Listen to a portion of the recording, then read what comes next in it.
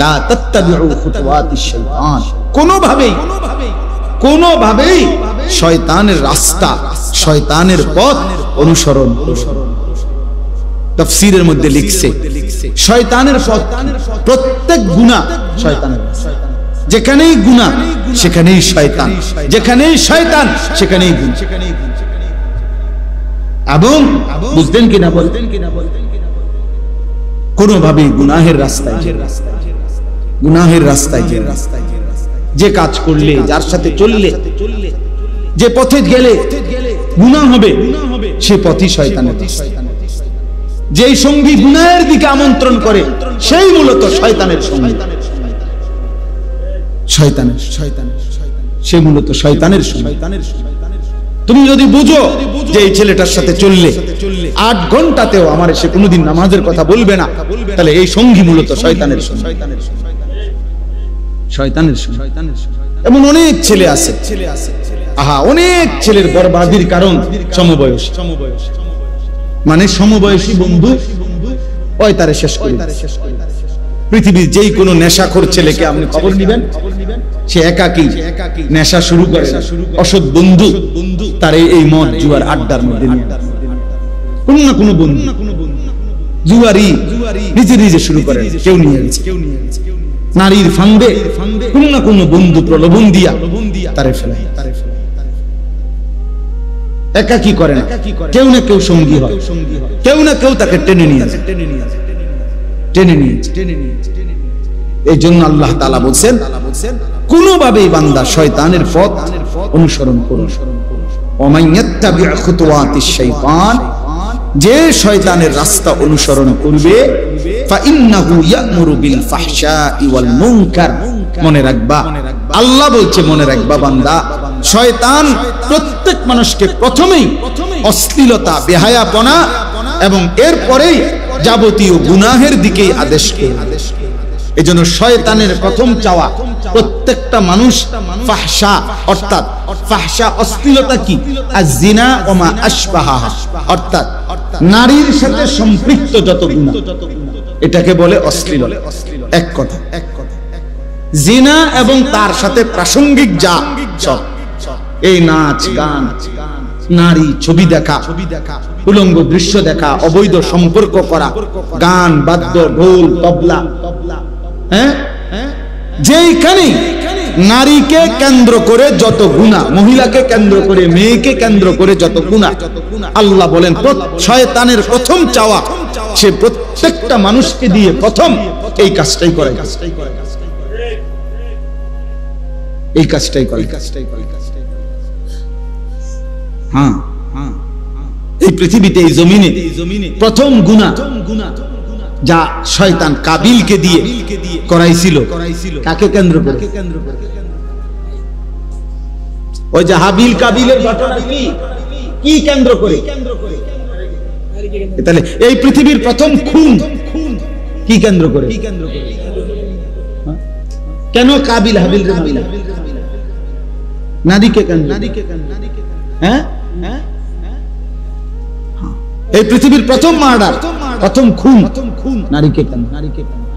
এই পৃথিবীর জমিনের প্রথম পাপ নারীকে কেন্দ্র, নারীকে কেন্দ্র। এই জন্য আল্লাহর নবী সাল্লাল্লাহু আলাইহি সাল্লাম বলেন, ফাত্তাকুদ দুনিয়া ওয়াত্তাকুন নিসা, দুনিয়ার ধোঁকা থেকে বেঁচে থাকো, নারীর ধোঁকা থেকে বেঁচে। এটা নারীকে অপমান না, নারী যখন মা সে সম্মানী, নারী যখন স্ত্রী সে সম্মানী, নারী যখন কন্যা আমার সম্মানী, নারী যখন বোন আমার সম্মানী, হ্যাঁ সে আমার ইজ্জতওয়ালা। কিন্তু নারী, যে নারী আমার দেখার অনুমতি নাই, সে আমার জন্য মুসিবত। তাকে দেখলে আমার মুসিবত, তাকে ছুঁইলে আমার মুসিবত, তাকে স্পর্শ করলে আমার আখিরাত বরবাদ, তাকে নিয়ে কল্পনা করলে আমার জিন্দেগি। এই জন্য আল্লাহ তাআলা বলেন শয়তানের প্রথম আমন্ত্রণ, প্রথম চেষ্টা মানুষকে দিয়ে ফাইন্নাহু ইয়া'মুরু বিল ফাহশা, অশ্লীলতা করা। এই জন্য এই কিশোর যুবক প্রথম যখন উঠতি বয়সটা শুরু হয়, যত উপযুক্ত নিয়ন্ত্রণ যদি তার উপরে কারো না থাকে, অভিভাবক যদি শক্ত হাতে তারে ধরে না রাখে, তারে যদি সামান্য যদি এই মোবাইল কিংবা নিজের মতো বন্ধুদের মতো চলার সুযোগ করে দেয়, ওরে ফিরানো বড় কঠিন। আর সে হারিয়ে যায় শুধু এই নারীর রাতে। এই বড় মোবাইল 12 বছরের ছেলেটার এত দরকার হয়ে গেল কেন? 14 বছরের এই ছেলের রাত দিন সে পৃথিবী ছেড়ে দিতে রাজি, কিন্তু মোবাইলটা ছাড়তে রাজি। সে মা বাপরে প্রয়োজনে ত্যাগ করবে, কিন্তু মোবাইল ছাড়বে না। কেন? এত অল্প বয়সে তার এই মোবাইলটা তো দরকার হলো কেন? নারী। আপনি শুধু এক সপ্তাহ নারীর ছবি বন্ধ হয়ে যাক মোবাইলে, সমস্ত মোবাইল দেখবেন রাস্তাঘাটে ফেলাই দিছে, অথবা বাঙ্গারি মালের দোকানে বেচা কটকুটি হইতেছে।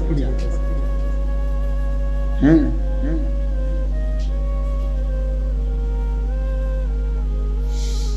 আমরা একবার পত্রিকায় পড়ছিলাম, কক্সবাজারে একবার একটা অত্যন্ত বিভৎস ভয়ানক নারী ধর্ষণের একটা ঘটনা ঘটছিল। তখন এই প্রশাসনিকভাবে অল্প সময়ের জন্য নারী পুরুষকে আলাদাভাবে কক্সবাজারের এই ঘোরাফেরাটা নিষিদ্ধ করছিল আর কি, মানে একটা বিধি নিষেধ দিছিল। এই মনে বেশ একদিন বা 2 দিনও চলে নাই, এরপর এটা প্রত্যাহার করে নিছে। কারণ সবাই লাল বাতি জ্বলে গেছে। বুঝেন নাই? নারী নাই তো কক্সবাজার জমবে না। কথা বুঝেন নাই? কথা নারী নাই তো বিনোদন কেন্দ্র জমবে না, নারী নাই তো পার্ক রেস্তোরাঁ জমবে না। এজন্য আল্লাহ নবী সাল্লাল্লাহু আলাইহি ওয়াসাল্লাম বলেন, ইন্নাল মারআতা তুকবিলু ফি সূরাতি শাইতান ওয়া তুদবিরু ফি সূরাতি শাইতান। বেগানা নারী সামনে যখন আসে শয়তানের আকৃতিতে, যখন সরে যায় তখন শয়তানের আকৃতি আকর্ষণীয় করে পুরুষের দিকে দেখে। এইজন্য এখানে স্পষ্ট আল্লাহ বললেন, ফাইন্নাহু ইয়া'মুরু বিল ফাহশা। প্রিয় যুবক, একদিন তুমি পস্তাইবে যে জিনিসের জন্য, যে নারীর আগ্রহে তুমি জীবন, যৌবন, শরীর, স্বাস্থ্য সব নষ্ট করে দিছ। একদিন দেখবা এটা এমনিই মিলে যায়। 25-30 বছর বয়স হইলে অভিভাবক এমনিতেই বিবাহ শাদী করাইয়াই দেয়, অথবা বিবাহ হয়েই যায়, কন্যার বিয়েও হয়ে যায়, ছেলের বিয়েও হয়ে যায়। এই পৃথিবীতে এই পর্যন্ত মানুষের এই ধারা তো বিবাহের মাধ্যমে আসছে। তাহলে এই কোটি কোটি মানুষ সেই আদম হাওয়া থেকে যে সম্পর্ক হয়েই আসতেছে, সেটার জন্য নিজের থেকে কুত্তার মতো হয়ে যাওয়া কি দরকার? নিজের চরিত্র নষ্ট করার কি দরকার? আমি এই জন্য সব সময় বলি, যে চাহিদা আল্লাহ দিছে সেটা পূরণের বৈধ ব্যবস্থাও আল্লাহ রাখছে। ক্ষুধা যিনি দিছেন, হালাল খাবার তিনি রাখে নাই। তৃষ্ণা যিনি দিছেন, হালাল পানি তিনি রাখেন। তো তিনি যৌন চাহিদা যিনি দিয়েছেন, হালাল স্ত্রী তিনি সৃষ্টি করেছেন। অপেক্ষা করো, অপেক্ষা করো, অপেক্ষা করো, অপেক্ষা করো। এজন্য একজন ছেলেই বুঝো, নিজে সবর করো, আখলাকের হেফাজত করো, গুনাহের রাস্তা থেকে ফিরো, মোবাইলের আসক্তি থেকে নিজেকে বাঁচাও। সবাই একসাথে বদলাবে না, তুমি বদলা। হিম্মত করো, পারবা ইনশাআল্লাহ। হিম্মত করো। বুজুর্গানে দিন একটা পরীক্ষিত আমল বলছে, যে দেখার কষ্টের চাইতে না দেখার কষ্ট সহজ। এটা পরীক্ষা, পরীক্ষা করে দেয়। অর্থাৎ তুমি যদি কোনো ভিন নারী না দেখো, মাথা নুয়ায় রাখো, তাহলে হয়তো না দেখার একটু সময় ছাপ করে কষ্ট লাগবে যে দেখলাম না, কিন্তু এরপরে আর মনে পড়বে না, কারণ আমি তো দেখি নাই, কি মনে পড়বে? কিন্তু দেখলে মনে পড়ে লম্বা সময়, এরপরে মনের মধ্যে অনেক কিছুই আসা যাওয়া করে, সেগুলো তো গুনাহ। দেখলাম একবার, এটাও গুনাহ। এরপরে যত কিছু এই নারীকে নিয়ে ভাবলাম, এটা গুনাহ না? তাহলে গুনাহ এবার বাড়তেই থাকলো, বাড়তেই থাকলো। কিন্তু মাথা নোয়া ফেললে, না দেখলে, হিম্মত করলে, হয়তো এখন একটু কষ্ট হইলো, কিন্তু এরপরে তো আর গুনাহ বাড়বে না, কারণ আমি তো দেখিই নাই। গুনাহ বাড়বে কেমন? আল্লাহ আমাদেরকে তৌফিক দান করেন, আল্লাহ আমাকে তৌফিক দান করেন। আল্লাহ তাআলা বলেছেন, এজন্য শয়তানের প্রথম আমন্ত্রণ অশ্লীলতা, নারী, নারীকে কেন্দ্র করে, ওয়াল মুনকার, এবং যাবতীয় গুনাহের দিকে আদেশ করে। ওয়ালাউলা ফাদলুল্লাহি আলাইকুম ওয়া রাহমাতুহু মা যাকা মিনকুম মিন আহাদিন আবাদা। আল্লাহ তাআলা বলে, তাহলে বান্দা শুনো, আল্লাহর দয়া, আল্লাহর রহমত যদি কারো করে না হয়, কেউই নিজেই নিজেকে পবিত্র করতে পারবে না। কার দয়া লাগবে? কার রহমত লাগবে? তো তুমি আল্লাহর নাফরমানি করলে আল্লাহর রহমত কেমনে আসবে? তুমি আল্লাহকে একটা সেজদাও না দিলে আল্লাহর দয়া কিভাবে হবে? হ্যাঁ, কিভাবে হবে?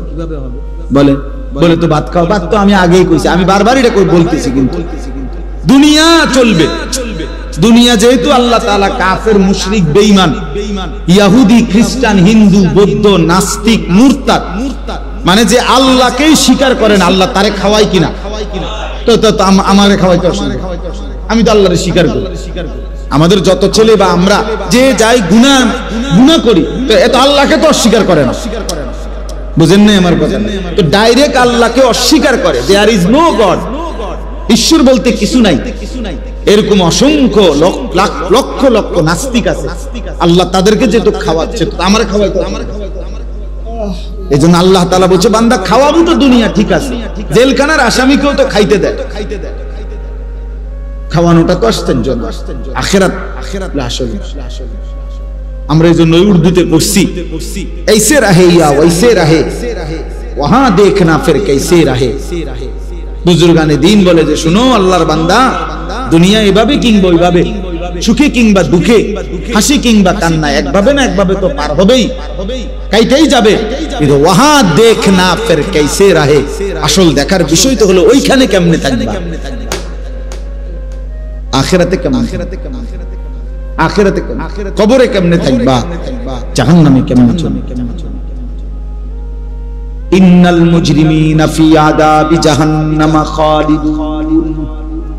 আল্লাহ বলে, নিশ্চয়ই পাপীগণ চিরস্থায়ী জাহান্নামের আযাবে থাকবে। লা ইউফাত্তারু আনহুম, আল্লাহ বলেন লক্ষ কোটি বছরে জাহান্নাম, জাহান্নামী এক সেকেন্ডের জন্য কোনো আযাবের বিরতি হবে না। খোদার কসম, দুনিয়ায় ফাঁসির আসামিও কখনো হাসি দেয়, দুনিয়ায় ক্যান্সার রোগী সেও যদি জানে আর এক সপ্তাহ পরে তার মৃত্যু নিশ্চিত, সেই লোকটাও মাঝে মাঝে কোনো কথায় হাসা দেয়। কিন্তু আল্লাহ বলেন, লক্ষ কোটি কোটি বছর জাহান্নামের আগুনে জ্বলেও জাহান্নামীর মুখে কোনোদিন হাসি ফুটবে না। অহুম ফীহি মুবলিসুন, বিষণ্ণ আর মলিন চেহারা নিয়েই পড়ে থাকবে, চিৎকার করবে আর কাঁদবে। ওমা যালামনাহুম ওয়ালাকিন কানু হুমুজ জালিমিন। আল্লাহ বলবে, বান্দা আমি কিন্তু তোমার উপরে জুলুম করি নাই, তুমি তোমার উপরে জুলুম করেছো। আমি তো হায়াত দিয়েছি, আমি তো সময় দিয়েছি বান্দা। আওয়ালাম নুআম্মিরকুম, আমল করার মতো সময় আমি দিয়েছিলাম বান্দা। দুপুর 1টা বাজে জোহরের আজান হয়েছে, বিকাল 5টা বাজে আসরের আজান হয়েছে, কিংবা 4:45 বাজে, মাঝখানে 4 ঘন্টা সময় ছিল। 10 রাকাত কিংবা 12 রাকাত জোহরের নামাজ পড়তে তো বান্দা 4 ঘন্টা লাগার কথা না, আমি তো সময় দিছিলাম। ফজরের নামাজ তো মাত্র 4 রাকাত, আমি তো সময় দিছি প্রায় 1 ঘন্টা, 1 ঘন্টা। 4 রাকাত নামাজ পড়তে কি 1 ঘন্টা লাগে? তাহলে আমি কি সময় দেই? আল্লাহ বলবেন, আমি জুলুম করি নাই, তুমি করেছো জুলুম, মনে করে দেখো। ওয়ানাদাউ ইয়া মালিকু লিয়াকদি আলাইনা রাব্বুক। জাহান্নামী জাহান্নামের আগুনে জ্বলতে জ্বলতে একটা পর্যায়ে ফেরেশতা, জাহান্নামের মালিক ফেরেশতা, জাহান্নামের দায়িত্বশীল যেই ফেরেশতা মালিক, তাকে ডাক দিবে। ডাক দিয়া বলবে, ইয়া মালিকু, হে মালিক ফেরেশতা, লিয়াকদি আলাইনা রাব্বুক, তুমি আল্লাহকে বলো না এমন নির্মম এবং জাহান্নামের আগুনে না জ্বালাইয়া আমারে চিরতরে মৃত্যু দিয়ে দিতে, আমি যার পারছি না। খোদার কসম, কুরআন, ক্বালা ইন্নাকুম মাকিতুন, ফেরেশতা বলবে, না বন্ধু, এই জাহান্নামে তোমাকে অনন্তকাল এভাবেই থাকতে হবে। এমনই থাকতে হবে বান্দা, এমনই। লা ইউকদা আলাইহিম ফায়ামুতু। আল্লাহ বলেন বান্দা জাহান্নামের মধ্যে মৃত্যুর কোনো ফয়সালা নাই, কোনদিন মৃত্যু হবে না। কুল্লামা নাদিজাত জুলুদুহুম বাদদালনাহুম জুলুদান গায়রাহা। কোরআন শরীফের আয়াত। আল্লাহ বলে জাহান্নামী প্রত্যেক সেকেন্ডে সেকেন্ডে যখন শরীরের চামড়াগুলো জ্বলে যাবে তৎক্ষণাৎ নতুন চামড়া হয়ে যাবে।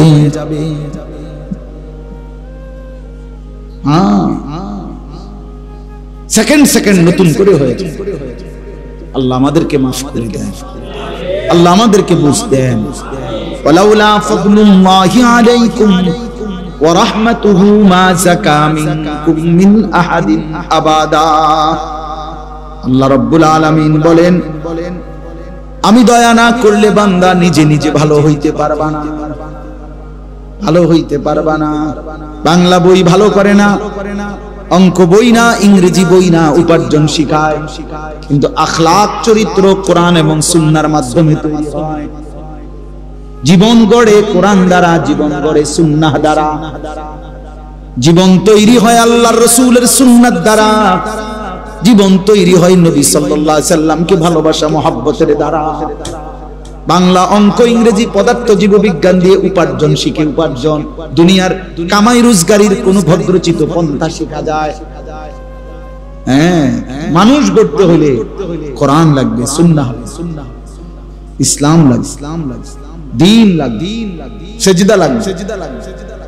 আল্লাহ আমাদেরকে বুঝ দান করুন। ওয়ালাকিন্নাল্লাহা ইউযাক্কি মান ইয়াশা। আল্লাহ বলছে বরং আল্লাহই যাকে ইচ্ছে করেন তিনি তাকে পবিত্র করে থাকেন। আল্লাহু সামিউন আলীম। আর আল্লাহ তোমাদের যাবতীয় কর্মকাণ্ড শুনতেছেন, দেখতেছেন, জানতেছেন। সবাইকে ফাঁকি দিল, আল্লাহকে ফাঁকি দিল। আজকে হয়তো ইমাম সাহেব পারলো না, আর আমনের লগে আপনি দমক দিছেন, আমরা একটু বল দেখাইছেন, তো ঠিক আছে, ইমাম সাহেব হেরে গেল। আর আখিরাত আল্লাহর কাছে, কথা বুঝছেন না? আমি পারলাম না, আর মসজিদের ইমাম সাহেব পারলো না, ইমাম সাহেবরা আপনি দমক দিয়ে থামাই দিলেন, আর কি, ঠিক আছে, আপনি জিতলেন, এখানে জিতলেন। আখিরাতে আল্লাহর সামনে, আল্লাহর সামনে হিসাবের ময়দানে সেদিন কি হবে? আল্লাহ আমাদেরকে বুঝার তৌফিক দান করে। এই জন্য যে কয়জন কিশোর ছেলে শেষ পর্যন্ত তোমরা বসছো বাবা, তোমাদের কাছে অনুরোধ, বাপ আমি যদি আর কোনোদিন আসতে না পারি, একবারই আসতে, একবারই বলে গেলাম বাবা ফজরের নামাজ পড়ো, ফজরের নামাজ। আল্লাহ নবী সাল্লাল্লাহু আলাইহি ওয়াসাল্লাম বলেন মান সাল্লাস সুবহা ফাহুয়া ফি জিম্মাতিল্লাহ। যে ফজরের নামাজ পড়ে আল্লাহ তাআলার জিম্মায়, আল্লাহর কোলে সে ঢুকে যায়। আল্লাহ যেন বলে ঠিক আছে তুমি আমার হয়ে যাও, আজ তোমার সারা দিন আমি দেখব, আজ তোমার আমি ফাহুয়া ফি জিম্মাতিল্লাহ। নবীজি বলছেন যে ফজরের নামাজ পড়ে কর্মস্থলের দিকে বের হয় সে যেন আল্লাহর পতাকা নিয়ে বের হয়। তাহলে পড়বানি ভাই ইনশাআল্লাহ? বলো, হিম্মত করো, পারবা। মোবাইলে অ্যালার্ম দাও, মোবাইলের মধ্যে 5টা অ্যালার্ম দেওয়া, প্রত্যেকটা এরকম ছোট মোবাইলে, বড়গুলোর কথা আমি জানি না, ছোট মোবাইলে আমাদের এগুলোতে 5টা অ্যালার্ম দেওয়া। অর্থাৎ যেমন আমাদের বাসার সামনে, আমার বাসার সামনের মসজিদে 4:55-তে ফজরের জামাত, তাহলে 4:55-তে যেহেতু ফজরের জামাত, আমি দেখা গেছে 4:20, 4:30, 4:40, 4:50 এভাবে অ্যালার্ম দিয়ে রাখি। সব মানে একটার পর একটা বাজে, 10 মিনিট পর পর। অনেক সময় ঘুমের, আমি অনেক রাত্রে ঘুমাই, তো যার কারণে অনেক সময় একটা বাজে টিপ দিয়ে বন্ধ করে দিই, তো আবার বাজে, আবার বাজে, 4টা বাজতে 4টা অ্যালার্ম একটা পর্যায়ে ভেঙে যায়। আর কতক্ষণ বুঝে দাও, তখন ঘুম ভেঙে যায় সম্ভব। এবং অ্যালার্মের একটা মজার বিষয় হলো যে অ্যালার্ম দিয়া যদি কেউ মোবাইল বন্ধ থাকে তারপরও অ্যালার্মের টাইমে কি বাজে, অ্যালার্ম মোবাইল বন্ধ করে দিছি কিন্তু অ্যালার্ম কি করবে, যদি দিয়ে রাখি অ্যালার্ম।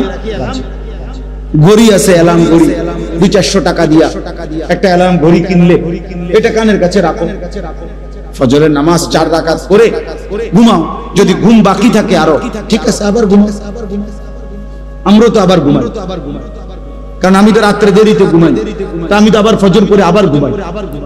নবী সাল্লাল্লাহু আলাইহি সাল্লাম কি পরিমাণ গুসা করলে নবীজি সাল্লাল্লাহু আলাইহি সাল্লাম বলছে 5 ওয়াক্ত নামাজ পড়লি না উম্মত, তো মনে রাখিস তোর হাসর হবে ফেরাউনের সাথে, নমরুদের সাথে, কারুনের সাথে, হামানের সাথে, মানে এই পৃথিবীর চিহ্নিত কাফের দ্বারা।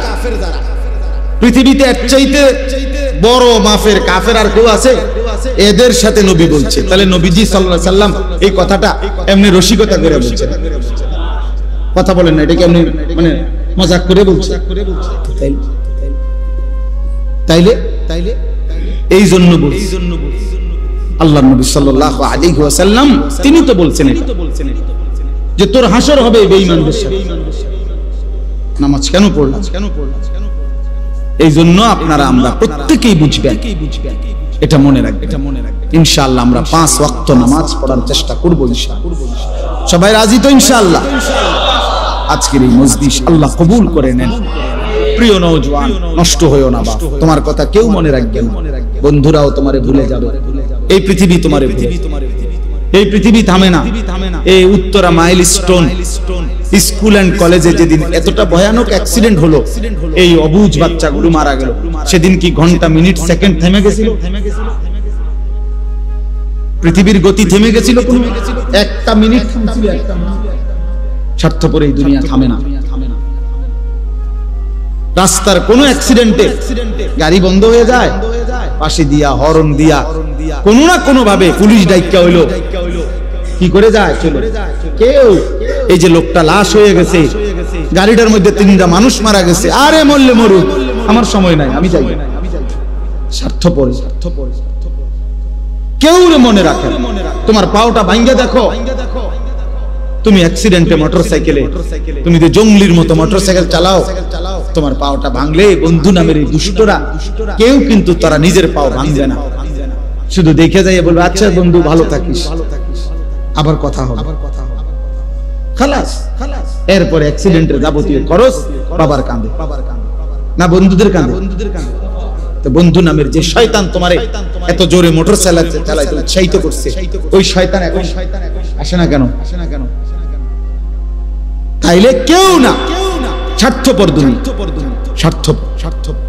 আল্লাহ আমাদেরকে হেফাজত করে। আজকের এই মাহফিল আল্লাহ কবুল করেন। যাদের ফিকিরে, যাদের ইন্তজামে, যাদের সাহায্যে সহযোগিতা হয়েছে, আল্লাহ যেন আগামী দিনেও এমন সুন্দর মজলিস করবার তৌফিক দান করেন। কিন্তু মূল কথা হলো ভাইয়া, আলাদা আলাদা শোনো। আলাদা আলাদা শোনো মানে হলো তুমি শুধু তোমার জন্য শোনো। তুমি মনে করো যে আমাকেই বলতেছে, তাইলে জীবনে বরকত হবে।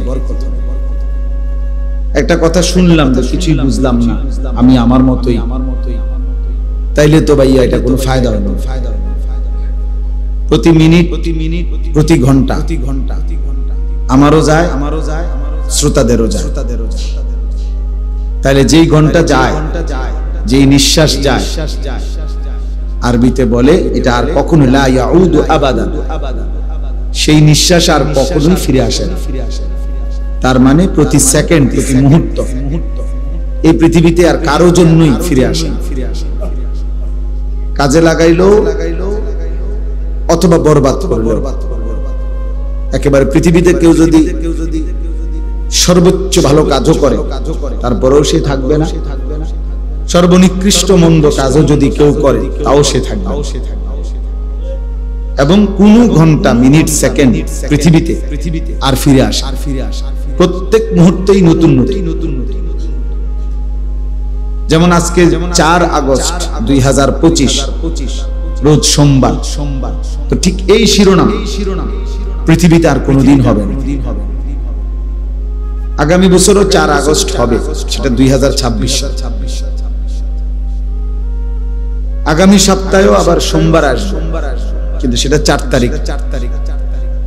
ধরেন সেটা 11, 4, 7, 11। তাহলে ঠিক হুবহু এই শিরোনাম আর হবে।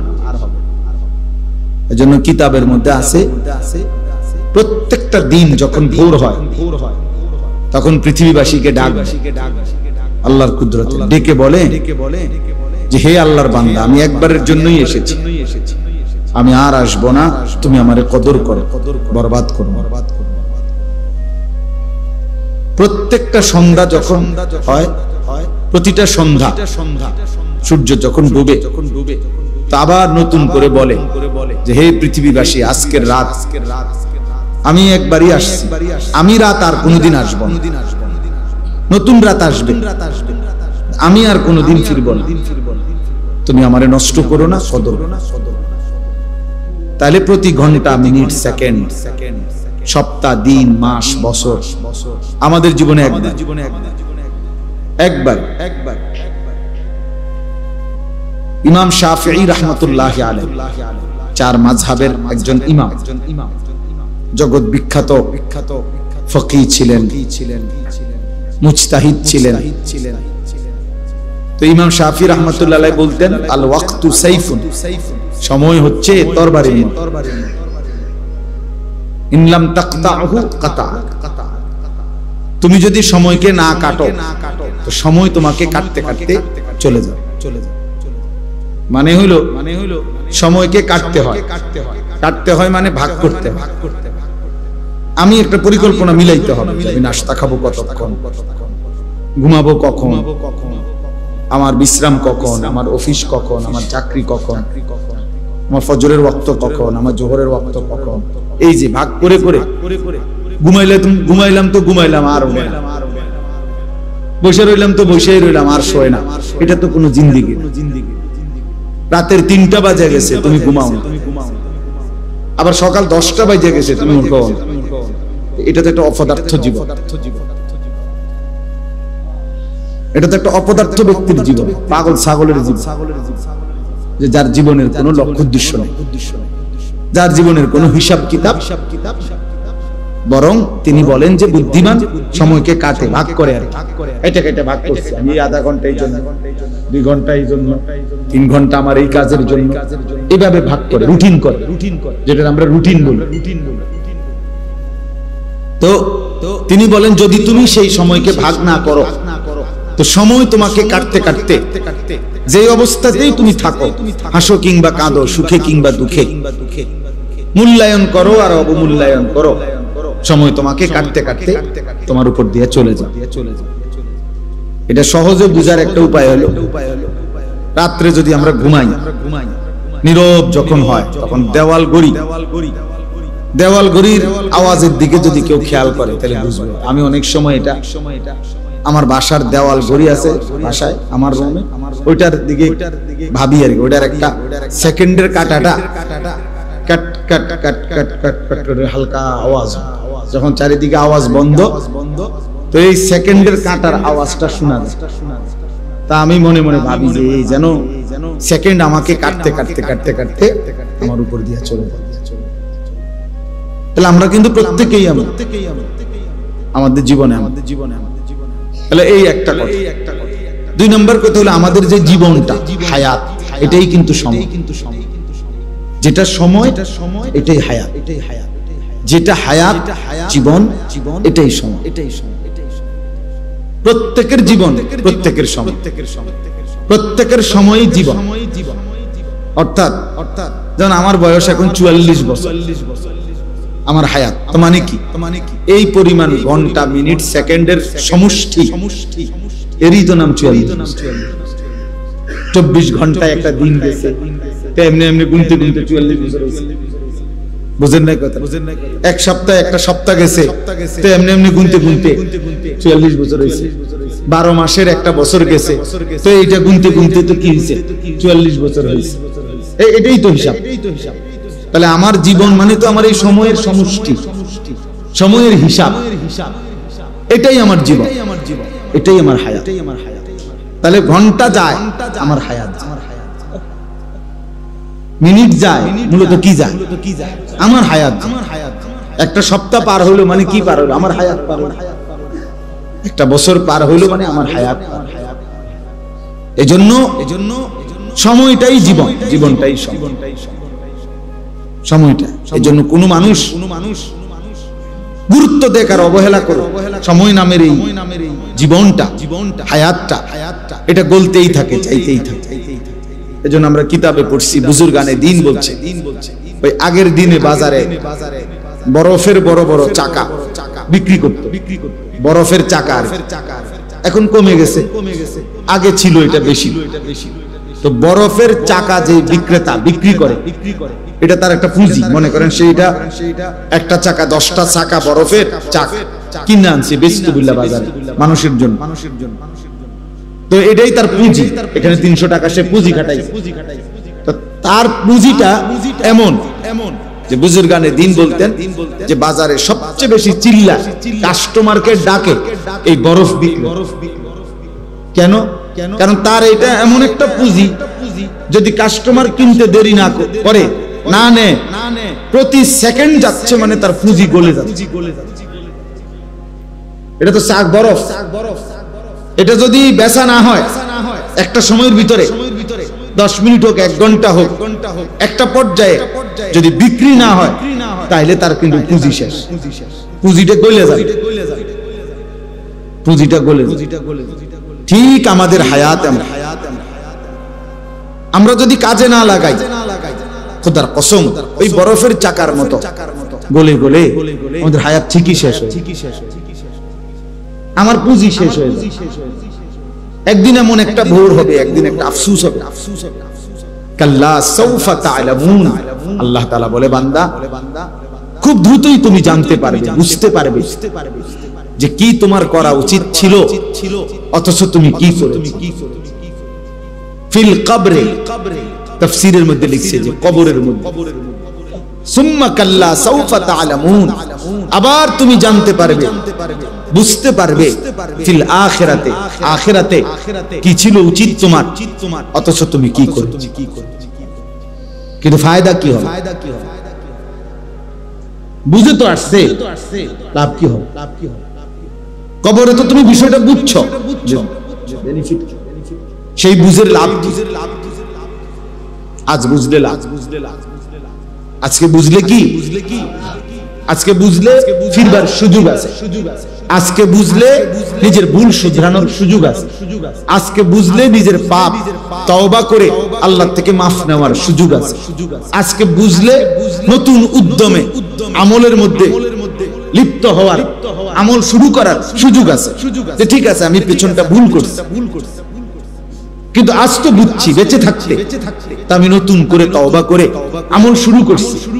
ইল্লা মান তাবা ওয়া আমানা ওয়া আমিলা সালিহান, আল্লাহ বলছে যে তওবা করলো, আমারে বিশ্বাস করলো, নতুন করে আমল শুরু করলো, আমি আল্লাহ ওয়াদা দিলাম তার পিছনের সব গুনাহ আমি আল্লাহ তাআলা মুছে তো দেবই, ওই গুনার পৃষ্ঠাগুলোতে নেকি লিখে দেব। ওয়া উলাইকা ইউবাদদিলুল্লাহু সাইয়্যাতিহিম হাসানাত, কোরআন শরীফে গুনার পৃষ্ঠায় নেকি লিখে দেন। এই জন্য নওজোয়ান এটা বুঝতে শেখো, বাবা আপনিও বুঝতে শেখো। 60 বছর বয়স যার, আপনি বুঝেন পিছনের হায়াতের দিকে 1 মিনিট চোখ বুলান, চোখ বুলান। 60 বছরের আখিরাতের অর্জনটা, 60 বছর বয়স এখনো বিড়ি খান, তাহলে আপনি ফিরবেন কখন? 60 বছর হায়াত হয়ে গেছে, আপনি এখনো চা দোকানে, টেলিভিশনে, রঙিন টেলিভিশনে নাচ গান দেখেন। আপনি যে কত বছর ধরে নাচ গান দেখেন, তাহলে আপনি ফিরবেন কখন? 60 বছর বয়স হয়ে গেছে, এখনো কথা বললে গালি দিলে গালি ছাড়া কথা বলতে পারেন না, এমন অসভ্য অভ্যাস আজও ছাড়তে পারলেন না।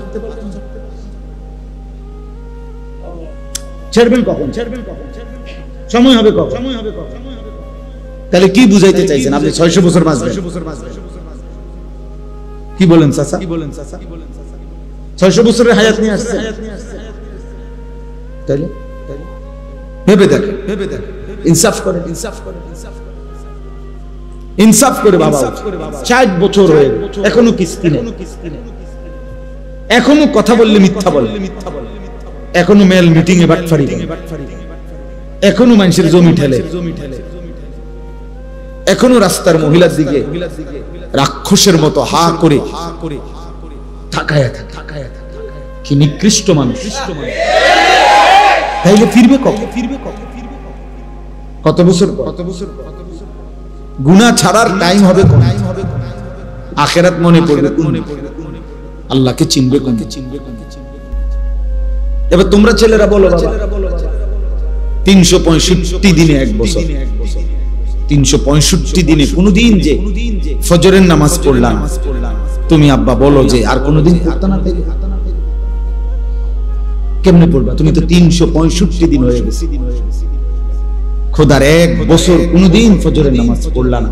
আল্লাহকে এইভাবে ভুলে যায় মানুষ? মুসলমান আল্লাহকে এইভাবে ভুলে যায়? ইসলাম এভাবে ত্যাগ করে মানুষ? 365 দিনের এক বছরে কোনদিন মনে পড়লো না, তাহলে কি হবে? এর পরিণতিটা এজন্য এটা জরুরি বিষয় মনে রাখবেন। কোরআনুল কারীমের মধ্যে আছে খোদার কসম, আল্লাহ বলছে বান্দা যখন অব্যাহত গুনাহ করতে থাকে, মানে ধারাবাহিক, আল্লাহ বলেন আমি একটা সময় সিদ্ধান্ত নেই যে ঠিক আছে আমি তাকে এই মন্দ পথেই, গুনার পথেই চালাবো, একদিন তাকে এই পথেই জাহান্নামে। কোরআন শরীফের আয়াত। আর ঠিক আছে তোরে আর কোনোদিন ফিরাবো, ভাত খানানো দরকার, খাওয়াবো, দুনিয়া চলা দরকার, ঠিক আছে এগুলা চলবে, বউ বাচ্চা ভাত তরকারি এগুলা হবে, এগুলা তো আমি আল্লাহ তাআলা কাফের বেঈমানরেও খাওয়াই, তোরে খাওয়াইতে সমস্যা, কুত্তা বিলাইরে আমি ভাত খাওয়া খানা খাওয়াই, জন্তু জানোয়ারকে আমি খাওয়াই, তোরে সমস্যা? তোদের মানুষের চাইতে তো আমি জানোয়ারকে বেশি খাওয়াই। আল্লাহ তাআলা মানুষকে বেশি খাওয়ায় না জানোয়ার।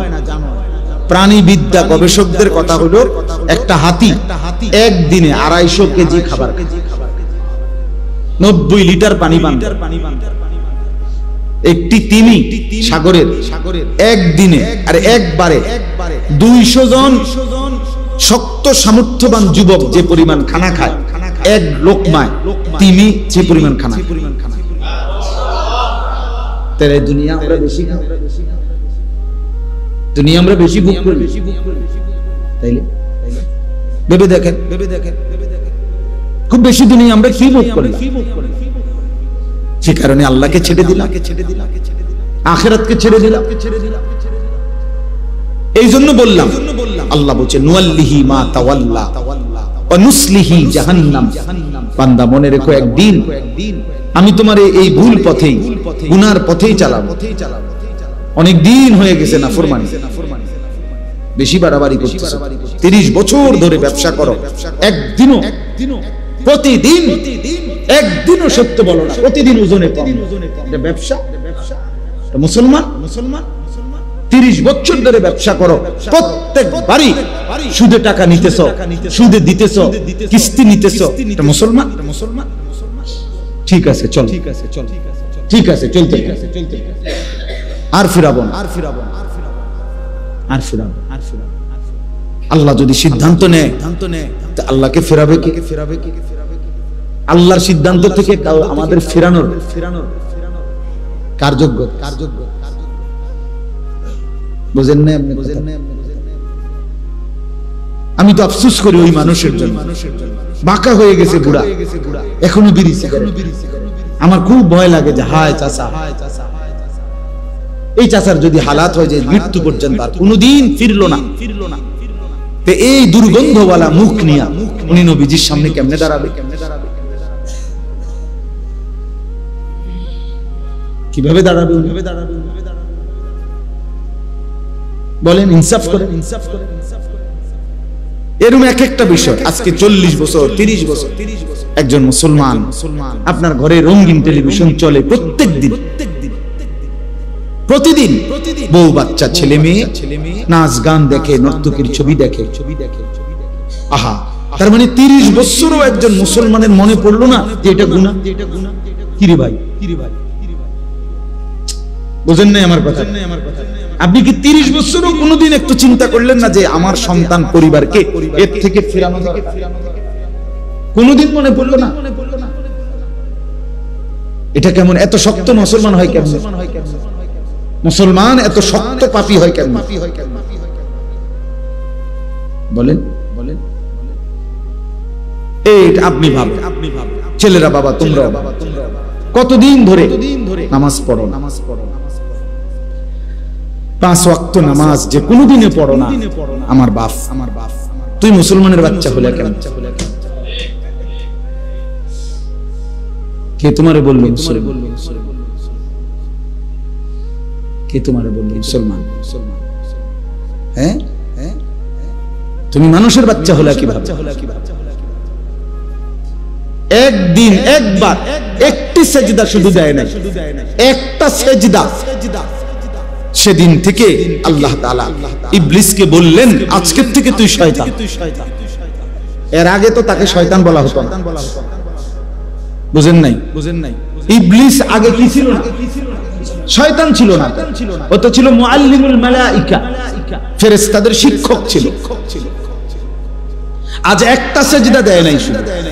আল্লাহ বলছেন, 1 নম্বরে তুমি শয়তান, 2 নম্বরে বলছে তুমি রাজিম, তুই রাজিম, অভিশপ্ত।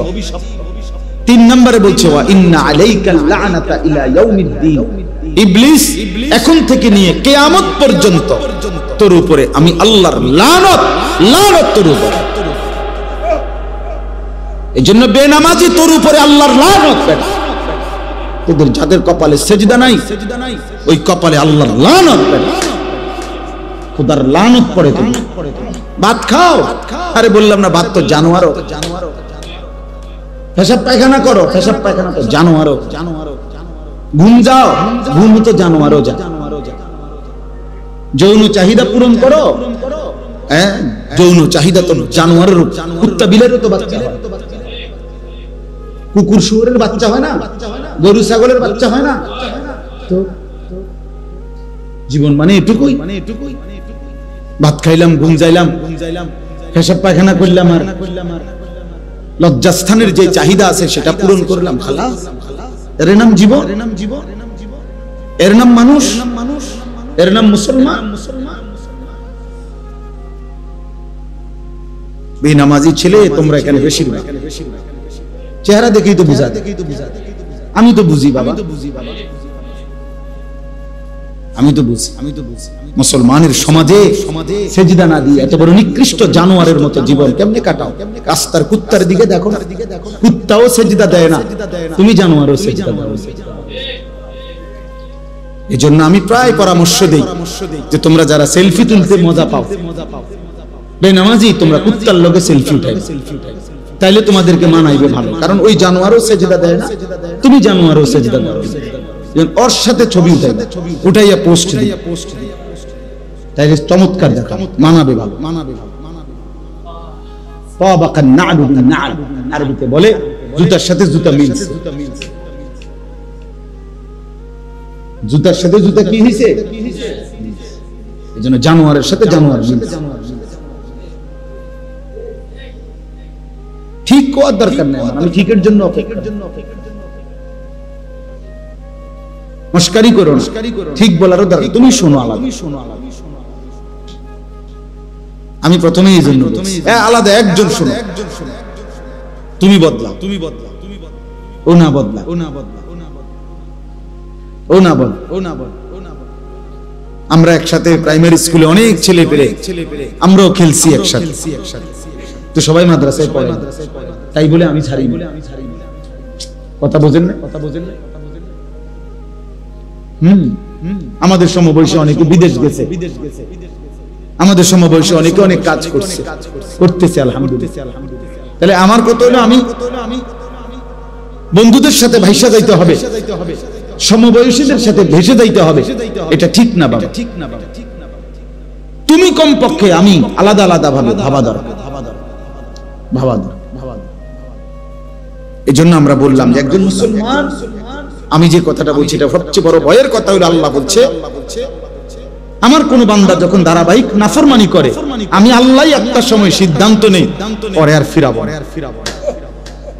ওয়ালা তাকুনু কাল্লাযীনা নাসুল্লাহ ফাআনসাহুম আনফুসাহুম উলাইকা হুমুল ফাসিকুন।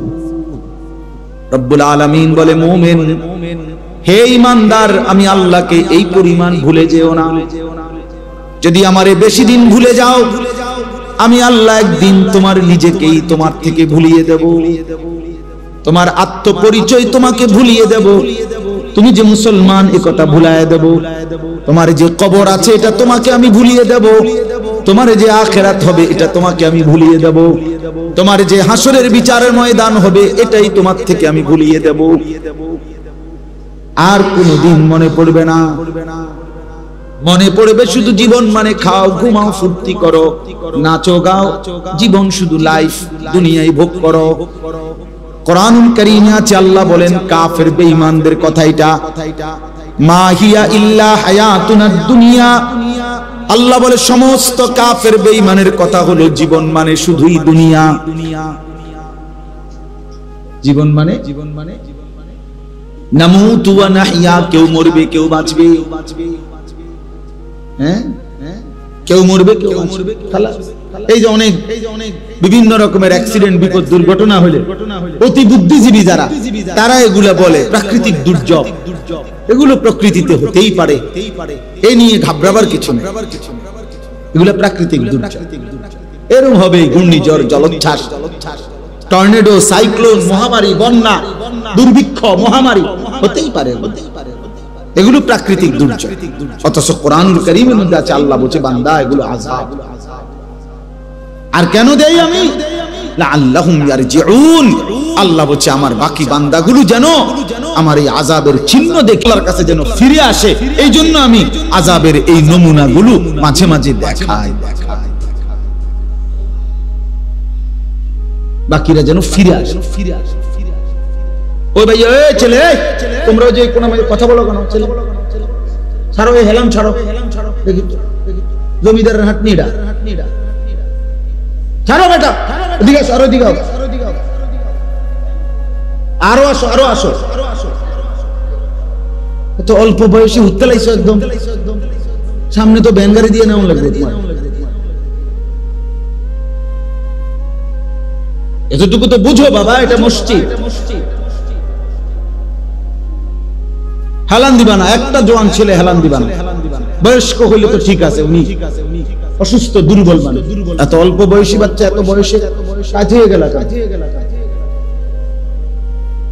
অনেক ছেলে তোমরা বুঝো না বাবা, তোমাকে চেহারা দেখলে আমরা বুঝি গুনাহ তোমাদের চোখ ভিতরে ঢুকায় ফেলছে, তোমাদের সাফা ভিতরে ঢুকায় ফেলছে। আল্লাহর কসম তোমরা কেউ লাভবান হচ্ছ না এই নারী দেখে, ছবি দেখে, উলঙ্গ দৃশ্য দেখতে দেখতে। আল্লাহর কসম শরীর দুর্বল। এটা সাহাবাদের কওল, বুজুর্গদের, এটা পরীক্ষিত। গুনাহ মানুষের শরীর দুর্বল, পাপ মানুষের শরীর দুর্বল, চেহারার সৌন্দর্য নষ্ট, অন্তর অন্ধকার, সে আর কোনো আলো দেখে না। চারিদিকে মসজিদ, সে যেন একটা মসজিদও দেখে। এক ওয়াক্ত নামাজের সময় কল্পনা করেন চাচা, মনে করেন একটা গ্রামে কমপক্ষে তো 5-10টা মসজিদ, প্রত্যেক মসজিদের যদি মাইকের হরন একেবারে যদি গড়ে 4টা করে হরন থাকে, তো 10টা মসজিদে যদি একসাথে আজান হয় তাহলে 40টা হরন দিয়া আজান হয়েছে। কি পরিমাণ আওয়াজ হয়েছে, কিন্তু এটা কি পরিমাণ জানোয়ার, কি পরিমাণ নাফরমান, এতগুলো হরন এই জানোয়ারের কানে একটু নড়াচড়াও করলো না। তুই কি পরিমাণ নিকৃষ্ট, কি পরিমাণ নিকৃষ্ট, তুই মানুষের সংসারে মানুষের সমাজে থাকস কেমনে জানোয়ার? তুই তো সুন্দরবন আর আফ্রিকার জঙ্গলে ওই জানোয়ারদের সাথে থাকা উচিত বেটা। মানুষের বাচ্চা হলি কেমনে, মুসলমানের বাচ্চা হলি কেমনে? তোর আব্বা কেমনে মুসলমান, তোর মা মুসলমান, মা পবিত্র দুধ খাওয়াইছে তোরে 2টা বছর আল্লাহর নাফরমানির জন্য।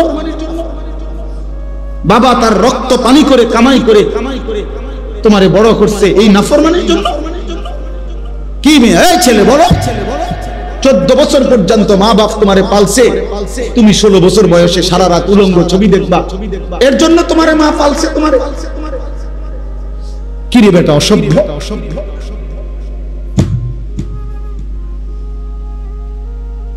তোমাকে বুঝিয়া মা বাবা এই কষ্ট করে রক্ত পানি করে বড় করছে, দিন রাত মোবাইল টিপবার জন্য। কার নারী দেখো? নারী তো তোমার মা, নারী তো তোমার বোন, নারী তো তোমার খালা, নারী তো তোমার দাদি। লজ্জা করে না? মনে পড়ে না ওদের কথা? তুমি ভিন নারী দেখো কেমন, উলঙ্গ ছবি দেখো কেমন, জিনা ব্যভিচারের দৃশ্য দেখো কেমনে। তোমার চেহারাটার কি অবস্থা, চুলটার কি অবস্থা, চেহারাটার কি অবস্থা, কার মতো চুল রাখছো? একবারও মনে পড়লো না? কার মতো? কোন কাফের, বেঈমান, ইহুদি, খ্রিস্টান, মুসলমানের পছন্দের হতে পারে? তাহলে ওরা কার মতো চুল রাখছে বলো ভাইয়া? এগুলো কি কোনো কাফেরের না? কোন ইহুদির না? বলো ভাই, বলো ভাই, বলো বলো। এত রুচিহীন হলো কেন? গুনাহ এত পছন্দ হলো কেন? আল্লাহকে এভাবে ভুলে গেলাম। ইয়া আইয়ুহাল ইনসান মা গাররাকা বিরাব্বিকাল কারীম। রব্বুল আলামিন বলে, হে মানুষ, আমার মতো এমন দয়ালু মেহেরবান রব, এমন মালিক থেকে কে তোমারে ধোঁকা দিল? মা গাররাকা, এমন মনিবি কেমনে ছেড়ে দিলা রে বান্দা? এমন দয়ালু মালিক কেমনে ছেড়ে দিলা? যে আমি তোমারে সাত আসমান জমিন আমি তো দিয়েছি, প্রতিদিন সূর্য তো আমি উঠাই, চাঁদ আমি উঠাই, রাত আমি বানাই, দিন আমি বানাই, সকালের আলোটা আমি ফুটাই, রাত্রের অন্ধকারটা আমি নিয়ে আসি বান্দা। প্রতিটা নিঃশ্বাস আমার ইচ্ছাতে হয়, তোমার চোখের পলক আমি আল্লাহর ইচ্ছায়, তোমার হাত নড়ে চড়ে আমি আল্লাহর ইচ্ছায়। 24 ঘন্টা বান্দা আমি আল্লাহ লালন করি, পালন করি, গোটা কায়নাত দিয়ে তোমাকে আমি পরিচর্যা করি। এমন দয়ালু মালিক কেমনে ভুলে গেলাম? মা গাররাকা, কে তোমাকে ধোঁকা দিল? আমার চাইতে উত্তম তুমি কাকে পেলা? যাকে পেয়ে আমি আল্লাহকে ছেড়ে দিলাম। বলো বাপ, একটা ছেলে, একজনই ভালো হও, একজন। বাবাদেরকে বলি, যে কয়জন বাবা আছেন, অভিভাবক আছেন, ছেলের বাবা, মেয়ের বাপ, আপনাদের প্রধান জিম্মাদারি, ঘরে যদি খাট না থাকে নিচে শুয়েন, কিন্তু সন্তানকে নামাজি বানান। ঘরে যদি সোফা না থাকে তো ফ্রিতে বসেন, কিন্তু স্ত্রী সন্তানকে নামাজ শেখান। এটা মুসলমানের গুণ। আজ আমরা মুসলমান হয়েও এটা ভুলে গেছি। বাবা মনে করে আমার উপার্জন সারা দিন রাতের মেহনতের, দেশে থাকি আর বিদেশে থাকি, মাকসাদ একটাই, ঘর করা, বিল্ডিং করা, সোফা বানানো, খাট বানানো, ফার্নিচার বানানো। এগুলো বানাইতে পারলে উনি সার্থক, উনি তৃপ্ত। এবার ছেলেও নামাজ পড়ে না, মেয়েও পর্দা করে না, স্ত্রীও পর্দা করে না, ঘরে টেলিভিশন চলে, নাচ গান নর্তকীর ছবি চলতেছে, রোমে রোমে প্রত্যেক সন্তানের হাতে একটা একটা মোবাইল, সারা রাত উলঙ্গ ছবি দেখতেছে, রোমে রোমে জিনা ব্যভিচারের দৃশ্য, মেন রোমের মধ্যেও টেলিভিশন চলতেছে, স্ত্রী বাজারে বাজারে মার্কেটে ঘুরে, মেয়ে পরের ছেলের সাথে অবৈধ সম্পর্ক, ছেলে সারা দিন টুঁটো করে ঘুরে, 5 ওয়াক্ত নামাজের একটা সেজদাও দেয় না। এই সমস্ত জানোয়ারের জন্যই এই ঘর সংসার করলেন। এই বাড়ি কার লেগে বানাইলেন? এই হাইওয়ানদের জন্য, এই যারা 1 ওয়াক্ত নামাজ পড়ে, এই অসভ্যদের জন্য এই ঘর বানাইলে আপনার আখিরাত কি বলেন চাচা? আমার রক্ত পানি করা এই টাকা দিয়ে আমি বুঝি এই হাইওয়ান, এগুলো 1 ওয়াক্ত কেউ নামাজ পড়বে না, আমি তাদের জন্য ঘর করে গেলাম। বলে 18 বছর বিদেশ করে, 32 বছর বিদেশ করে, কি পরিমাণ ঘাম ঝরা এক একটা টাকার জন্য।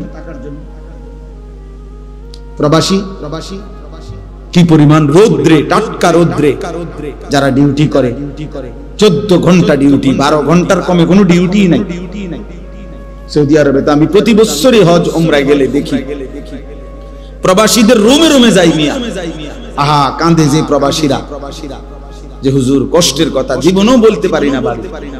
এইবারও হজ্জের সময় এক ছেলে ও বলতেছে, আমি হুজুর 18 বছর আজকে বিদেশ, হুজুর আমার জীবনের কিচ্ছু নাই, এই 18 বছরের জীবনে পরিবারের কেউরে খুশি করতে পারি না, মারেও না, বাপেরেও না, জিরেও না, বউরেও না, কেউরে না। আমি বললাম কেন রে ভাই? কয় হুজুর যেখানে 5000 টাকা দেই হেরা কয় তে একটা বিদেশ করে, তে তো ইচ্ছা করলে 10000 টাকা দিতে পারে।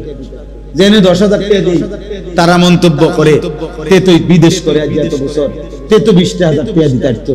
কয় হুজুর কোনদিন কেউরে খুশি করতে পারলাম, দিয়েই গেলাম সব, কিন্তু খুশি হয় না। প্রত্যেকেই মনে করে আরো দেওয়া দরকার ছিল, আমি আরো দেওয়া দরকার ছিল, আমি কি খাই না না খাই, কয় এটা দরকার, তাহলে অতৃপ্ত, তাহলে বেচারা 18 বছর পরেও যদি সংসারে সবাই অতৃপ্তই থাকে তো সুখ মিলবে কোন? বলেন ইনসাফ করেন। তাহলে এত কিছুর বিনিময়ে এই আপনারা যারা এমনি তো সংসার একের যে যেটাই করেন, বাজার, ব্যবসা, দোকানদারি, কৃষি, প্রত্যেকের তো ঘাম ঝরে বাবা। তাহলে প্রতিটা টাকা তো ঘাম ঝরানো টাকা, সেই ঘাম ঝরানো কষ্টের টাকার বিনিময়ে আমার সন্তান বুঝি সারাদিন রাত মোবাইল চালাবে আর নারী দেখবে, উলঙ্গ ছবি দেখবে, এর জন্যই আমার এই ঘাম। এটা বুঝি ইনসাফ হলো? হ্যাঁ, আমি সবারকে বলি না, একজন প্রবাসী 26 বছর বিদেশ কইরা উপজেলাতে, ইচ্ছা করে নাম বলতেছি না, উপজেলার মেন উপজেলায় কয় যে হুজুর আমি 4 তলা বিল্ডিং করছি, সম্পূর্ণ বিল্ডিং এর কাজ শেষ করে ভাড়া দিছি, কয় এরপরে দেশে চলে আসছি 26 বছর পরে, মনে করছি আর বিদেশ করতাম না, আল্লাহ দিলে এই বাড়ির ভাড়াই পামু 1-1.5 লাখ টাকা। পরে উনি বলতেছে হুজুর আইসা যখন উপজেলার মার্কেটে বাজারে আসছি, মানছে আমারে আমার বেডির নামে, মানে আমার বউয়ের নামে আমারে চিনে, পুরা বাজার জেন দিয়ে হাঁটি মানছে, তাই যাম। আমি সবাইকে বলতেছি না, মানে উনি বলছে আমার, সবাই সব বন্ধ হয়ে গেলে পৃথিবী চলতো না, ঠিক না বলেন না কেন? কিন্তু বলার উদ্দেশ্য হলো ওই বেচারা আমারে জড়ায় ধরে কানছে, সিএনজি থেকে নাইমা আমারে দেখা, আমি দাঁড়াইয়া ছিলাম বাজারের, মানে ওই উপজেলার একটা বাজারে, জড়ায় ধরে কাইন্দা আমার এই কথাটা বলছে, হুজুর আমি শেষে, মানে লজ্জায়, অর্থাৎ আমার মহিলা, আমার স্ত্রী এই পরিমাণ বাজারে ঘুরছে যে প্রত্যেকটা রিকশাওয়ালাও আমার বেডি দিচ্ছে, আজ আমারে কয় ওই তাই জামাই অমুক মহিলার নাম ধরে বলে, বিনীত লজ্জায় আমি এই নিজ গড়া বাড়ি ছেড়ে আমি গ্রামের বাড়িতে চলে গেছি। তারপরে বলছি না, এই শহরে থাকতাম না, এই শহরে মানুষ আমার স্ত্রীকে দিয়ে আমার ছেড়ে, কথার কথা। তাহলে ভাইয়া বলো,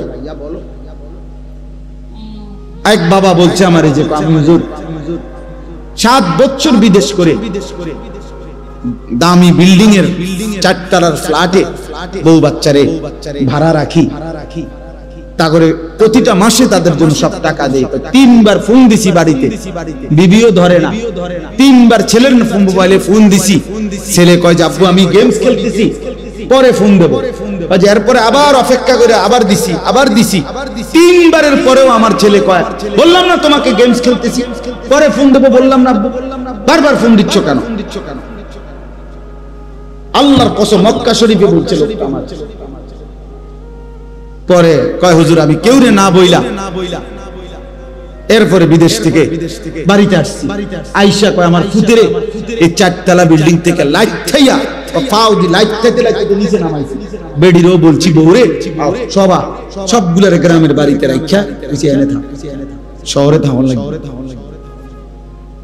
আমার রক্ত পানি করা টাকা বিনিময়ে তোমার গেমস খেলা, আর আমার সাথে কথা বলার কি নাই না, জন্মদাতা এই জীবনের অর্জন একজনই বুঝে, আপনার সন্তানকে দিন শিখানো আমার দায়িত্ব। প্রয়োজনে খাট কম হবে, প্রয়োজনে সোফা না হবে। আমার আব্বা আলহামদুলিল্লাহ, আমরা 5 ভাই 3 বোন, আমার বাবা মৃত্যুর সময় আমাদের জন্য কোনো বিল্ডিং করে দিয়ে যায়, ঘর করে দিয়ে যায়। 2015 সালে আব্বা ইন্তেকাল করছে, কিন্তু আমরা 5 ভাই 3 বোনকে দিন শিখাইছে। 5 ভাই আলহামদুলিল্লাহ আল্লাহর দয়া আলেম,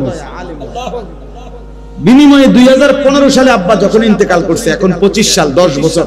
এই 10 বছরের ব্যবধানে আব্বার মৃত্যুর পরে আমরা 5 ভাই আলাদা আলাদা জায়গা কিনছি, বিল্ডিং করছি, ঘর, ফার্নিচার সবকিছু কিনছি, কোনো অসুবিধা হয়েছে না। আব্বা না করে দেওয়ার পরেও এডি আমগো হইছে, কিন্তু আব্বা দিন শিখায় গেছে। এখন আল্লাহর কোরআন যদি আমি পড়ি তাহলে আমারও নেকি, খোদার কসম আমার আব্বার কবরও নেকি, আমার আব্বাও লাভ, আমিও। কি আমার বাপে লাভ না?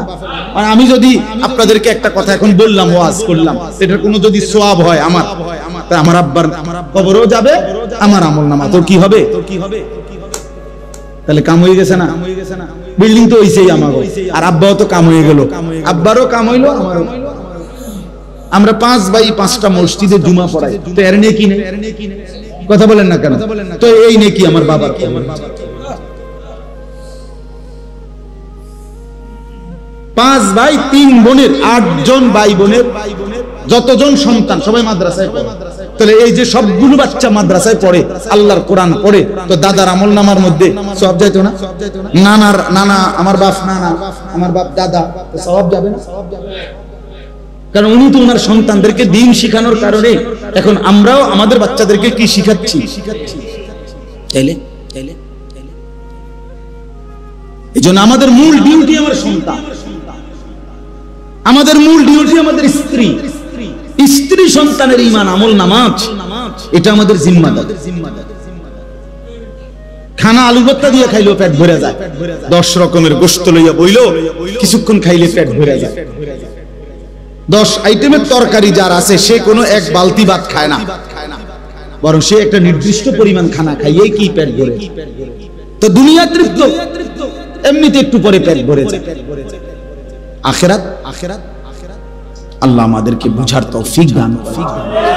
অতএব আমি যে কথা বলতে চাইলাম, ছেলেরা বাবা তোমাদেরকে বলছি, ধমক দেওয়া মূল মাকসাদ না। তোমার সাথে কোনো ঝগড়া করে আসি নাই আমি, না তোমার সাথে কোনো ঝগড়া করতেছি, তো তোমারে মনে করাই।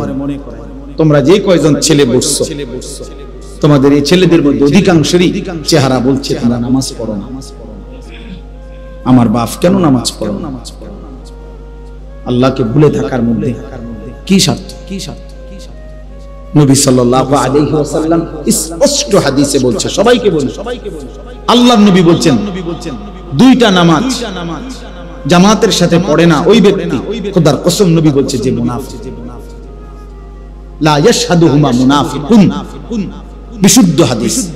নবীজি বলছে মুনাফিক এই 2 নামাজে আসে না, এক হলো ইশার নামাজ, এক হলো ফজরের নামাজ। আল্লাহর নবী সাল্লাল্লাহু আলাইহি ওয়াসাল্লাম ইশার নামাজ এবং ফজরের নামাজের জামাত যে পড়ে না, রাসূল বলছে স্পষ্ট এটা মুনাফিক। হযরত আব্দুল্লাহ ইবনে ওমর রাদিয়াল্লাহু তাআলা ছেলে আব্দুল্লাহ ইবনে ওমর বলেন যে আমরা নবীজির জামানায় যে ফজরের নামাজে অনুপস্থিত থাকতো, আল্লাহর কসম তিনি বলেন আমরা নবীজির জামানায় তাকে মুনাফিক হিসেবে ধারণা করি। ফজরের নামাজ উচ্চ ভাইয়া, হ্যাঁ। হযরত আব্দুল্লাহ ইবনে মাসউদ বলেন রাদিয়াল্লাহু তাআলা আনহু, তিনি বলেন আমরা নবীজির জামানায় চিহ্নিত মুনাফিক যারা, ঘোষিত মুনাফিক, চিহ্নিত, যেমন আব্দুল্লাহ ইবনে উবাই চিহ্নিত মুনাফিক ছিল, যে চিহ্নিত মুনাফিকরাও ফজরের নামাজের জামাতে আসতো এই লজ্জায় যে মানুষ তো ডাইরেক্ট মুনাফিক ডাকবে, এজন্য লুকাইবার জন্য, মানে সে যে মুনাফিক এটা সে না বোঝে, লুকাবার জন্য হলেও নবীর জামানায় চিহ্নিত মুনাফিকরাও ফজরের নামাজের জামাতে। তাহলে তুমি মুমিন, এবার তোমার হালাত বলেন। আল্লাহর নবী সাল্লাল্লাহু আলাইহি ওয়াসাল্লাম বলেন ফজরের নামাজ যে পড়ে না সে খবিস।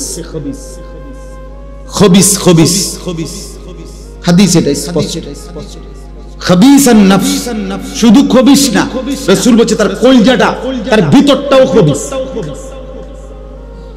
তার ভিতরটা শুদ্ধ খবিস।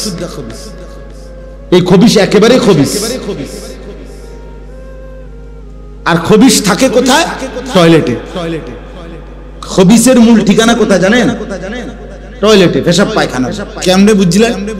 নবীজি সাল্লাল্লাহু আলাইহি ওয়াসাল্লামের আমল ছিল, তিনি টয়লেট বাথরুমে ঢুকতে পানাহ দোয়া করতেন, যেটা এই দোয়ার অর্থই হলো আল্লাহ আমি খবিস থেকে কি চাই? পানাহ চাই। তাহলে বোঝা গেল খবিস কোথায় থাকে। তো নালে এই কথা বলতেন কেন? বিসমিল্লাহ আল্লাহুম্মা ইন্নী আউযু বিকা মিনাল খুবুসি ওয়াল খাবাইস। তাহলে বোঝা গেল খবিস কোথায় থাকে। এইজন্য এই বেনামাজি ফজর পড়ে না, যেগুলো অপদার্থ, এগুলো যখন ঘুম থেকে ওঠে এটি মূলত বাথরুমের থেকে ওঠে, বাথরুমের টাঙ্কি থেকে। এদের সারা দেহে পায়খানা, এদের সারা দেহে পেশাব। আচ্ছা, আরো প্রমাণ শুনেন।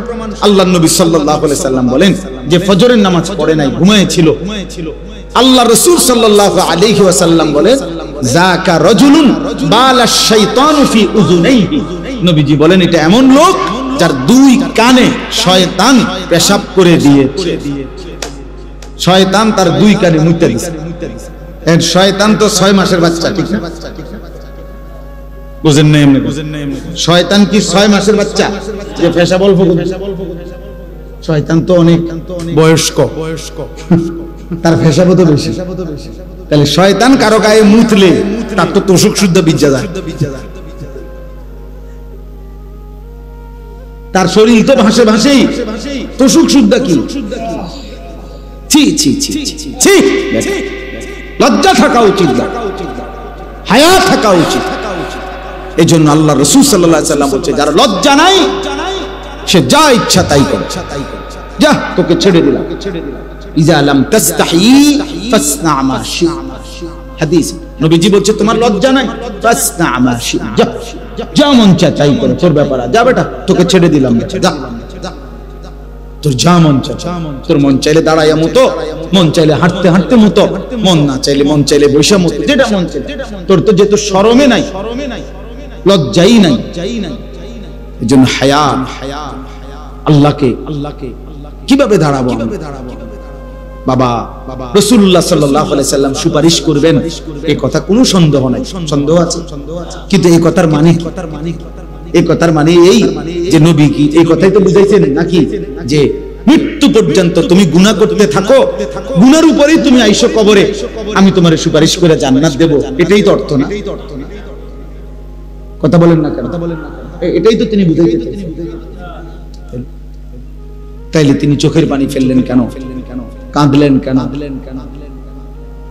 তায়েফে পাথর আঘাত হলের কারণ তিনি এই আমলের কথা বললেন কেন? 23 বছরে আল্লাহর বিধান তালে বললেন কেন? এটি কিছুই তো বলার দরকার ছিল না। তোমরা যে যাই করো করো, করতে থাকো, হাসরে আমার সামনে আইসো, আমি জান্নাত দিয়ে দেব, এটাই সুপারিশ। তাইলে ইসলাম কি? কোরআন কি? আল্লাহর হুকুম তাইলে কি? হালাল হারামের পার্থক্য কি? তাইলে জায়েজ না জায়েজের পার্থক্য কি? এটি কি? তাইলে এগুলা কি বলেন? এজন্য এটা বোঝা উচিত, আমাদের ভাবা উচিত, এটা ভাবা উচিত, আমাদের এটা ইনসাফের সাথে ভাবা উচিত। এজন্য আজকে আমাদের কথার খুলাসা, কোনোভাবে ভাইয়া গুনাহের রাস্তা, শয়তানের রাস্তা, সে পথে যাওয়া যাবে না। আল্লাহ তাআলা এখানে এটাই বলছেন। এবার শুনেন, আমার তরজমাটা বলি। 18 নম্বর পারা, 24 নম্বর সূরা, সূরা নূর, এই সূরার 21 নম্বর আয়াত আমি পড়ছি। এই আর সেই আয়াতের তরজমা বলি, তাইলে শেষ ইনশাআল্লাহ। আল্লাহ তাআলা বলেন, ইয়া আইয়ুহাল্লাযীনা আমানু, হে ঈমানদারগণ। তাহলে হে মুমিনগণ। এখন বলেন এখানে এই ডাকের মধ্যে নাই কে? বুঝেন না কথা? হে ঈমানদারগণ এই কথা বলে আল্লাহ ডাক দিয়েছেন। এখন এই ডাকের মধ্যে আমি নাই, এমন আছে কেউ? আমরা এনে বুঝেন নাই কথাটা? এখানে ডাকে নাই আল্লাহ, এমন আছেনি কেউ যে না হুজুর ঠিক আছে ডাক দিছে কিন্তু এটা আমারে না, অন্য? আমরা সকলেই আছি। আমাদের ঘরের বিবিরাও আছে, আমাদের মায়েরাও আছে, আমাদের বোনেরাও আছে, আমাদের সমস্ত মুসলিম পরিচয়ধারী পুরুষ এবং নারী সকলেই অন্তর্ভুক্ত কিনা? ইয়া আইয়ুহাল্লাযীনা আমানু, হে ঈমানদারগণ। লা তাত্তাবিউ খুতুওয়াতিশ শাইতান। আলহামদুলিল্লাহি রাব্বিল আলামিন। আল্লাহুম্মা আনতাস সালাম ওয়া মিনকাস সালাম। তাবারাকতা ইয়া যাল জালালি ওয়াল ইকরাম। ইয়া আরহামার রাহিমিন, ইয়া আরহামার রাহিমিন, ইয়া আরহামার রাহিমিন। ربنا ظلمنا أنفسنا وإن لم تغفر لنا وترحمنا لنكونن من الخاسرين ربنا آتنا في الدنيا حسنة وفي الآخرة حسنة وقنا عذاب النار رب ارحمهما كما ربياني صغيرا ربنا هب لنا من أزواجنا وذرياتنا قرة أعين وجعلنا للمتقين إماما مولاي كريم رب العالمين আমরা গুনাহগার গোলাম গভীর রজনীতে আপনার ঘর মসজিদে আল্লাহ আপনার দুয়ারে ভিখারি হয়ে আপনার শাহী দরবারে দুইখানা হাত উঠাইলাম। আপনি মাফ করে দেন, আপনি মাফ করে দেন, আপনি মাফ করে দেন, আপনি মাফ করে দেন। আযাব দিলে আপনার কোনো লাভ নাই, মাফ করে দিলে আপনার কোনো ক্ষতি নাই, মাফ করে দিলে আপনার ভান্ডারে কমবে না, মাফ না পেলে আমাদের উপায় থাকবে না। জাহান্নামের আযাবে জ্বলা সম্ভব হবে না, কবরের আযাব সইতে পারবো না। মাওলা মাফ করে দেন, মাফ করে দেন। আল্লাহ আমাকেই মাফ করে দেন, আমার এই বাবা ভাইদেরকে মাফ করে দেন, কিশোর নওজোয়ান ছেলেগুলোকে মাফ করে দেন। ওরা বোঝে নাই মাওলা, ওরা বোঝে নাই মাওলা। ভুল তো করে ফেলেছে, আপনি মাফ করে দেন। নামাজ তো ছেড়ে দিয়েছে অনেক দিন, আপনি মাফ করে দেন। ফিরে আসবার তৌফিক দেন। আল্লাহ আপনি তো দিলের মালিক, আপনি তো দিলের মালিক। আপনি ছেলেগুলোকে নামাজি বানিয়ে দেন। আপনি চাইলেই এরা সেজদা দিবে মাওলা, আপনি চাইলেই এদের জিন্দেগি বদলে যাবে মাওলা। ইয়া মুকাল্লিবাল কুলুব সাব্বিত কুলুবাহুম আলা দীনিক। আল্লাহ আপনি চেয়েছেন বলেই তো ওমর বদলে গেছে, আপনি চেয়েছেন বলেই তো হাজারো সাহাবী বদলে গেছে মাওলা। আল্লাহ এদের মা তো মুসলমান, বাবা তো মুসলমান, এদেরকেও পুরা দিনদার হিসাবে কবুল করে নেন। আল্লাহ একটা ছেলেকে বঞ্চিত করবেন না মাওলা। আল্লাহ এই কিশোর নওজোয়ান ছেলেগুলো ভালোবেসেই এসেছে মাওলা, আপনার ঘরেই বসেছে মাওলা, আপনার কথাই শুনেছে মাওলা। আল্লাহ আপনি একটা একটা ছেলেকে বদলে দেন, বদলে দেন মাওলা, বদলে দেন মাওলা। আমি ভিক্ষা চাইলাম মাওলা, আমি ভিক্ষা চাইলাম মাওলা। আল্লাহ সেজদাওয়ালা কপাল বানিয়ে দেন, কাঁদনেওয়ালা চোখ বানিয়ে দেন, জিকিরওয়ালা জবান বানিয়ে দেন, মোহাব্বতওয়ালা দিল বানিয়ে দেন, সুন্নতওয়ালা জীবন বানিয়ে দেন। আল্লাহ কাউকে বঞ্চিত করেন না, সুপারিশ থেকে বঞ্চিত করেন না, হাউজে কাউসার থেকে বঞ্চিত করেন না, নবী পাকের সুপারিশ থেকে বঞ্চিত করেন না মাওলা। আল্লাহ আপনি দয়া করেন, আপনি দয়া করেন, আপনি দয়া করেন। আমার বাবা চাচা যারা মুরব্বী, আরো বেশি নেক আমলের তৌফিক দান করেন। মা বোনদেরকে পর্দা পুশিদা দান করেন। মা ফাতেমা রাবেয়া বসরিয়ার মতো বানিয়ে দেন। উলামায়ে কেরামকে আল্লাহ তাআলা ঈমান আমল দান করেন। আল্লাহ হায়াতে তয়্যিবা আফিয়া দান করেন। মসজিদের ইমাম সাহেবকে হায়াতে তয়্যিবা দান করেন। মুয়াজ্জিন খাদেমদেরকে কবুল করে নেন। কমিটির প্রতিটা সদস্যকে আল্লাহ আপনি কবুল করে নেন।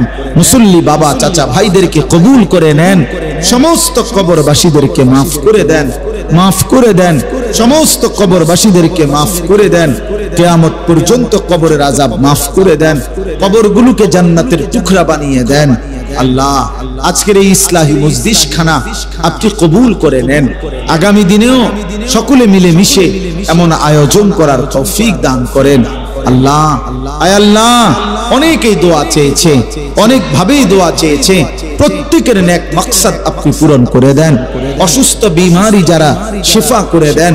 পেরেশানি অভাবে যারা আপনি আসান করে দেন, ঋণ মুক্ত করে দেন, প্রবাসে বিদেশের জমিনে যারা সহি সালামতে নিরাপদে রাখেন মাওলা, নিরাপদে রাখেন মাওলা, ঈমান আমলের সাথে রাখেন মাওলা। আল্লাহ আল্লাহ আমাদের সবাইকে কবুল করেন, ফজরের নামাজ জামাতে পড়ার তৌফিক দান করেন, 5 ওয়াক্ত নামাজ জামাতে পড়ার তৌফিক দান করেন। আল্লাহ নবী সাল্লাল্লাহু আলাইহি সাল্লামের ভালোবাসা মহব্বত আমাদেরকে দান করেন, সুন্নাতের প্রতি ভালোবাসা আমাদেরকে দান করেন। আল্লাহ জিকির ওয়ালা জিন্দেগি বানিয়ে দেন, ফিকির ওয়ালা জীবন বানিয়ে দেন। আল্লাহ আল্লাহ আপনি কবুল করেন, আমার দেশকে নিরাপদ করে দেন, সারা পৃথিবীর মজলুম মুসলমানকে নিরাপত্তা দান করেন। গাজা ফিলিস্তিনের মজলুমদেরকে বিজয় দেন, বিজয় দেন, বিজয় দেন মাওলা। মা কষ্ট পাচ্ছে মাওলা, এতিম বাচ্চা কষ্ট পাচ্ছে মাওলা, একটা রুটির জন্য মাওলা ঘন্টার পর ঘন্টা, মাইলের পর মাইল দৌড়াচ্ছে মাওলা। মাওলা আপনি রহম করেন মাওলা, আয় মাওলা আপনি দয়া করেন মাওলা। এই দৃশ্য মেনে নেওয়া যায় না মাওলা। মাওলা আমার কিছু করার থাকলে আমাকেই নেন মাওলা, আমাকেই নেন মাওলা।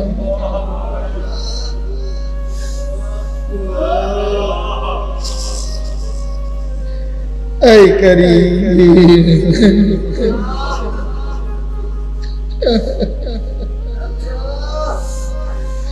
আল্লাহ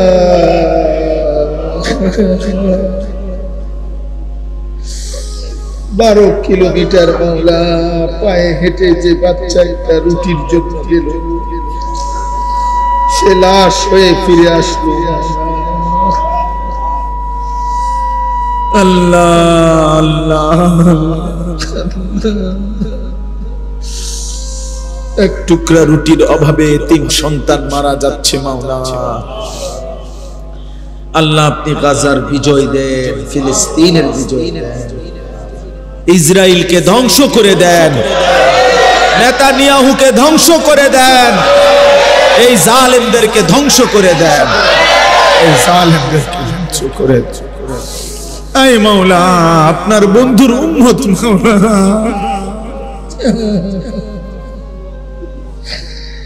আপনার মদিনার বন্ধুর উম্মত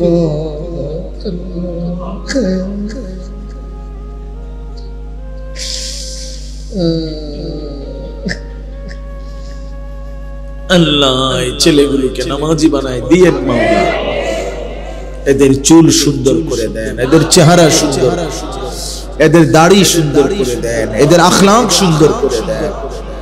আগামী দিনে ইমাম মাহদীর সৈনিক হওয়ার তৌফিক দেন, দাজ্জালের বিরুদ্ধে লড়বার হিম্মত দান করেন। রব্বির হামহুমা কামা রব্বায়ানি সগীরা, রব্বির হামহুমা কামা রব্বায়ানি সগীরা। সাল্লাল্লাহু তাআলা আলা খাইর খালকিহি মুহাম্মাদিন ওয়া আলিহি ওয়া আসহাবিহি আজমাইন।